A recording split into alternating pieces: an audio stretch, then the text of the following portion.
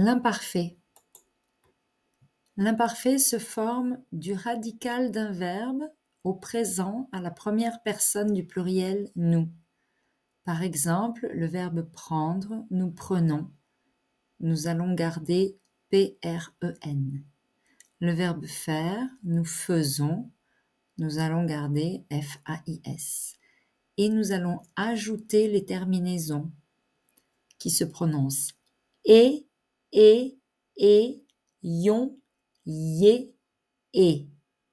Ce qui nous donne pour le verbe prendre à l'imparfait, je prenais, tu prenais, il prenait, nous prenions, vous preniez, il prenait. Le verbe faire, je faisais, tu faisais, il faisait, nous faisions, vous faisiez, il faisait. Il y a bien sûr des exceptions avec le verbe être. J'étais, tu étais, il était, nous étions, vous étiez, ils étaient. Et le verbe falloir, au présent il faut, qui ne se conjugue pas, c'est un verbe impersonnel. À l'imparfait, il fallait. Par exemple, quand j'étais enfant, il fallait étudier. Il y a des particularités pour des questions de phonétique. Les verbes qui terminent en GER comme manger. Donc je mangeais, on rajoute le E pour ne pas avoir le son je manguais. Et avec nous et vous, il disparaît le E. Nous mangions, vous mangiez avec le I. Les verbes qui terminent en CER comme placer, c'est la même chose, on va mettre un CCDI devant le A. Les verbes en YER comme payer, on garde le Y et on va rajouter le I pour le nous et vous. Les verbes en IER comme étudier, pour le nous et le vous vont doubler le I. Comment utiliser l'imparfait? Pour décrire les habitudes des hommes dans le passé. Par exemple, les hommes préhistoriques. Ils chassaient le mammouth et vivaient dans des grottes.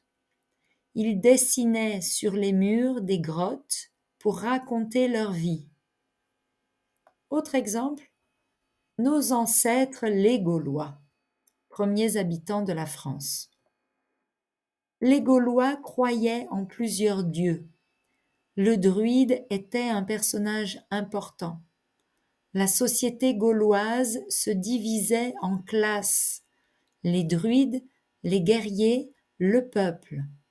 Ils enseignaient l'immortalité de l'âme et adoraient les forces de la nature. Le peuple respectait les druides parce qu'ils faisaient de longues études. Ils ne s'occupaient pas seulement du culte religieux, mais ils étaient aussi juges, professeurs, médecins et prêtres. Et nous avons la belle illustration d'Astérix et Obélix. On utilise aussi l'imparfait pour décrire les habitudes personnelles au passé. Par exemple, des actions qui se répètent régulièrement. Quand j'avais 10 ans, j'allais tous les jours à l'école à vélo. Tous les jours. C'est une régularité. Je mangeais 4 fois par semaine à la cantine. Je passais mes vacances chez mes grands-parents. Ou pour parler des émotions, j'avais peur du noir. Ou pour parler des croyances ou des opinions, par exemple, je croyais au Père Noël ou je croyais que le Père Noël existait vraiment. Quand vous commencez une phrase avec je croyais que, les autres verbes qui suivent vont aussi suivre à l'imparfait. Autre exemple, je pensais que les Français ne prenaient pas de douche. Je croyais que si j'avalais un pépin, un arbre pousserait dans mon ventre. Exemple de récit de mes habitudes au passé. Quand j'étais petit, j'habitais dans un petit village, Je vivais avec mes parents et mes 2 frères. J'allais à l'école à vélo. J'adorais mon vélo. Je voulais être cycliste professionnel. Je ne ratais jamais le Tour de France. Comme je ne partais pas en vacances, je le regardais à la télévision. Je faisais la collection des images des cyclistes dans un album.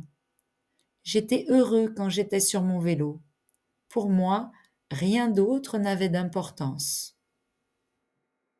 Et vous, quels souvenirs d'enfance avez-vous? Vous pouvez utiliser des structures comme je me souviens du jour où, je me rappelle de l'année où, je me rappelle de l'époque où j'étais au lycée, etc.